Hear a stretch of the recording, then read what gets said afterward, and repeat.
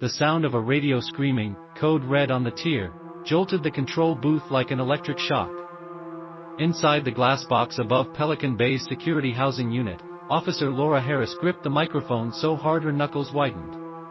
Below her, 2 officers had already moved into formation with shields. Through the cameras she could see an inmate kicking his door and a spray of water from a broken sprinkler flooding the floor. She had been trained for lockdowns, for shakedowns, for quick cell extractions, but today the anger and noise were different, like a wave breaking over the system built to hold it back. This is the part of Pelican Bay that most people never see, not just the prisoners, but the people charged with keeping them. In documentaries and court filings, the spotlight usually hits the man in orange. But public statements, union letters, and a few rare interviews have shown what it's like for the officers inside California's toughest cell blocks. They work where gang leaders are housed, where doors open only from a control panel, where one wrong step can mean a stabbing, a lawsuit, or both. Harris had joined the California Department of Corrections to make a living close to her hometown. She knew Pelican Bay by reputation before she stepped inside. Her first day in the SHU, she noticed how sound travels differently there. A cough echoes like a shout, a whisper slides under the door. Officers walk a long concrete corridor, checking 8 by 10-foot cells where men spend 23 hours a day alone. Meals go through slots. Yard time is 1 hour in a small pen. That isolation can make inmates unpredictable, but it wears on staff too. In public statements after hunger strikes and lawsuits, some Pelican Bay staff have described the mental toll. One wrote in a letter to the state senate that working in the SHU was like spending 8 hours a day inside a pressure cooker. Another told a local reporter that officers become hypervigilant, even at home, because you can't stop listening for danger once you've learned to do it. Harris lived that reality. Every shift she strapped on a vest, clipped on a radio, and walked into a world of sealed doors and hidden tension. There were highs, days when the unit ran smooth, no incidents, paperwork done on time. Lows, days when a small rumor sparked a chain reaction and the quiet became a storm. She had learned to read faces through a 6-inch window and listen for code in the pipes just like the inmates did. On the morning of the incident, everything began normally. The team rolled breakfast carts down the corridor. Doors clanked open and shut. Harris watched from the booth as inmates took their trays, some nodding, most silent. A few hours later a maintenance report came in about a leaky sprinkler. A simple fix, they thought. But when the maintenance crew arrived, one inmate began yelling. Another started kicking his door. The sprinkler head snapped. Water poured out. Someone shouted something she couldn't catch. Her radio hissed. Unit 3, possible breach. The word breach makes every officer's pulse jump. Harris hit the alarm. Red light spun. Over the speaker she announced, "All movement stop. Officers on the tier, shields up." She could see on the monitors that 2 men had pushed their trays back out the slot, a signal she had learned meant, "We're ready for trouble." Below, Officer Ben Carter and his partner moved into position. Carter was a 15-year veteran, known for keeping his cool. But even he glanced up at the booth as if to ask, "Now what?" Harris called for backup and medical on standby. In a place like this, you never know if a flood on the floor is just a mess or a distraction for something worse. The inmates who had been quiet all morning were now shouting through the doors, voices overlapping in a muffled roar. The sprinklers hissed like rain. Radios buzzed. Harris could feel her heartbeat in her ears. She thought of the union rep who had told the state, "We're not robots. We're human beings working in a box with 1,000 ticking clocks." She keyed the mic, "Tier secure. All staff hold position." But her eyes stayed on one cell camera showing an inmate pressing his hands flat to the window, staring directly at the lens. In the corner of the frame a small object, she couldn't tell what, slid across the wet floor toward the door. Carter's voice came through her radio, "Control, we've got movement near cell 17. Harris zoomed the camera but water distorted the picture. She saw the object reach the door slot and vanish.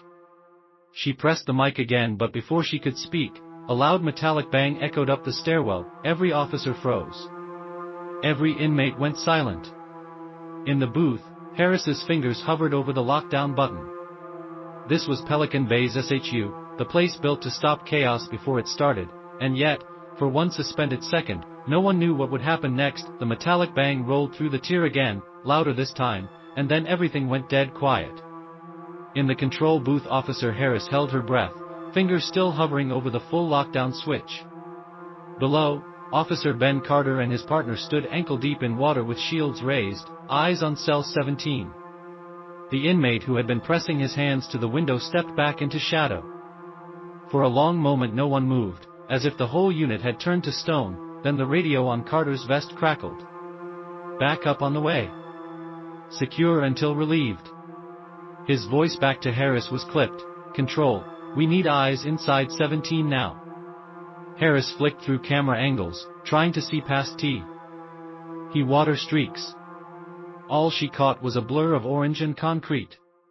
She felt her pulse in her fingertips. This was supposed to be the world's most controlled cell block, yet she couldn't tell what was happening 3 cells away. Inside her headset she could hear another officer at the perimeter door asking, "Do we open or hold?" Harris answered, "Hold."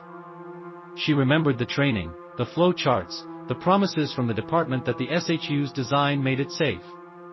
But she also remembered the union briefing where an older guard had said, "Safe until it isn't." That's the truth of Pelican Bay.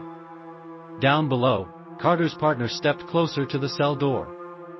"Show me your hands," he called. "Nothing." "Back up to the wall." Still nothing. Harris watched the red indicator light above the door blink once. She keyed the mic, "Step back from the door now or we deploy gas." Suddenly a small folded paper shot back out through the slot and landed in the water. Carter scooped it up with his gloved hand. He glanced at the writing, then up at the booth. "Control, you need to see this," he said. Harris's stomach dropped. Messages on paper in the SHU usually meant gang business or coded threats. But sometimes, as she had learned in whispered conversations with off-duty colleagues, they meant pleas for help, an inmate reaching out because he had nothing left. The paper in Carter's hand looked damp but intact. He held it up to the camera. Harris zoomed. The words were shaky but clear, "We can't take it anymore." The officers on the tier shifted their weight. Harris felt the air thicken. She thought about the public interviews she had seen from retired Pelican Bay staff. One had said, "The job wears on you until you can't tell if you're keeping the place calm or just holding it together yourself." Another had told a reporter, "It's like living in a storm shelter. You don't see the store.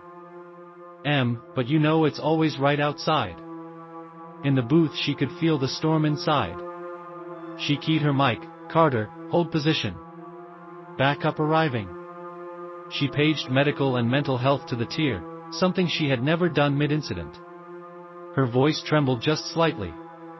She looked down at her hands and saw they were shaking. Across the tier, other inmates had gone silent.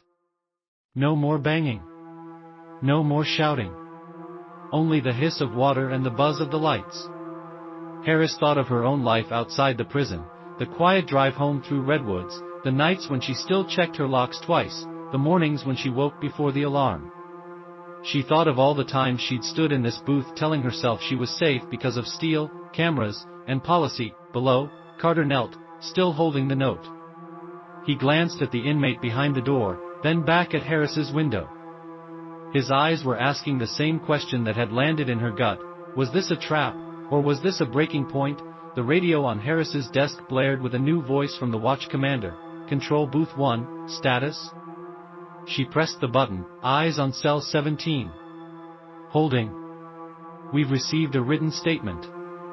Situation unstable." The commander's reply came fast: "Do not move. Wait for special response team." Harris let go of the mic. She felt the whole tier like a coiled spring. One more second of stillness before whatever came next. The inmate in cell 17 stepped into the camera's view. He held his hands up slowly, palms against the glass. Behind him on the wall were words scrawled in pencil. Harris couldn't make them out through the water streaks. She zoomed the lens tighter, but at that exact moment the red perimeter lights above her booth blinked on. A siren wailed somewhere outside the building. "Perimeter alert, the loudspeaker announced. All units hold. Below, Carter's head snapped up. Harris's finger hovered over the lock. Down switch again. In the toughest cell block of California's toughest prison, the air felt like it might break. And she knew the next few seconds could decide if the night ended in calm, or in chaos.